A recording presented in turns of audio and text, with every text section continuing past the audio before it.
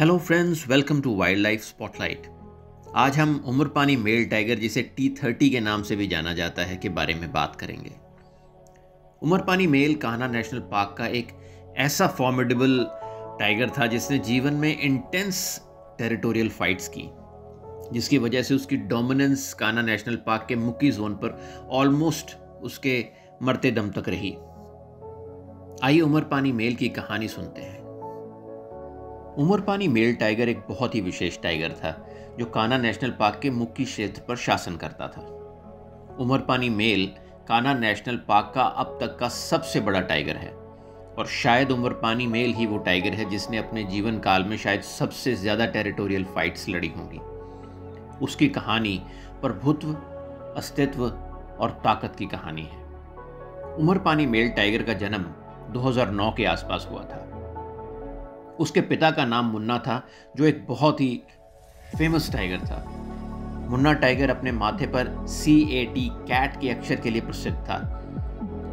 उमरपानी की मां का नाम उमरपानी फीमेल था। उमरपानी फीमेल कान्हा टाइगर रिजर्व की सबसे बड़ी टाइगर्स थी और मुन्ना से पहले कान्हा के प्रमुख मेल बांदा की बेटी थी। जनवरी 2015 में उमरपानी मेल की राजाराम, जिसे किंगफिशर मेल भी कहा जाता है, के साथ एक करीबी झड़प हुई, जिसके परिणाम स्वरूप राजा राम को पीछे हटना पड़ा।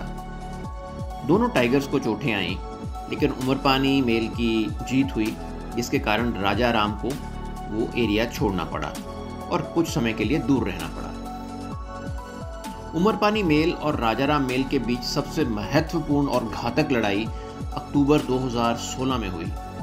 दुर्भाग्य से राजा राम 28 अक्टूबर 2016 को मुक्की क्षेत्र में मृत पाया गया। उसकी गर्दन और कंधों पर चोट के निशान थे, जो टेरिटोरियल फाइट की ओर संकेत कर रहे थे। राजा राम के लिए यह लड़ाई एक दुखद अंत थी।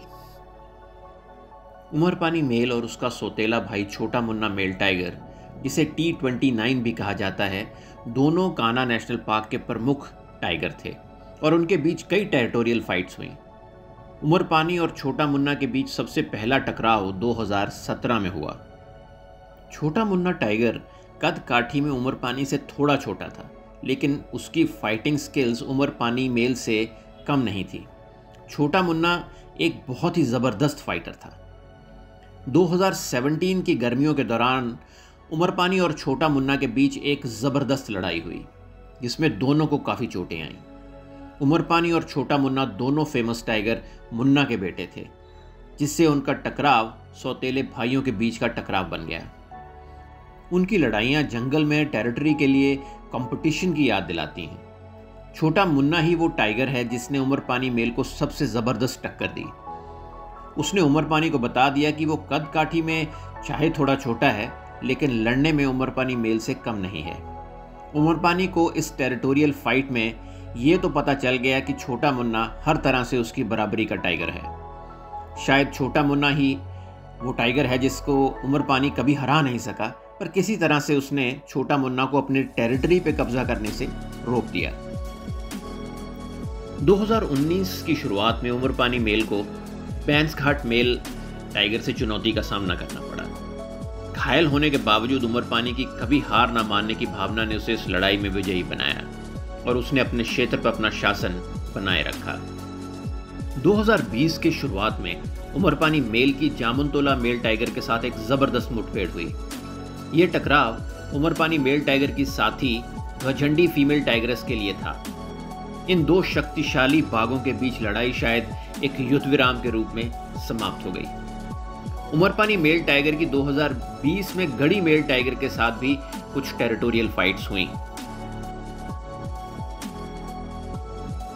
लेकिन उमरपानी के जीवन की सबसे महत्वपूर्ण लड़ाई जनवरी 2020 में हुई। उसका सामना अपने से आधी उम्र के एक युवा टाइगर से हुआ। उमरपानी टाइगर उस वक्त बूढ़ा हो चुका था और युवा टाइगर की ताकत की बराबरी नहीं कर सकता था, लेकिन उसने अपने प्रतिद्वंदी को मात देने के लिए अपने अनुभव और चालाकी का इस्तेमाल किया। उसने दुश्मन की कमजोरियों पर प्रहार किया, जिसके कारण युवा टाइगर को पीछे हटना पड़ा। इस लड़ाई में उमरपानी को बहुत गंभीर चोटें आईं। वो शिकार करने में असमर्थ हो गया शिकार करने में असमर्थ होने के कारण उसका वजन तेजी से घटने लगा और वह कमजोर हो गया। हालांकि वो अपने क्षेत्र पर कायम रहा और अपने घाव के ठीक होने का इंतजार किया, सबने सोचा कि शायद वो इस लड़ाई से मिली चोटों से उबर नहीं पाएगा। पर उमरपानी मेल टाइगर ने 13 मार्च 2022 को अपने राज्य में दूसरी बार वापसी की। इस वापसी ने कान्हा के चैंपियन टाइगर के रूप में उसकी स्थिति को और मजबूत किया।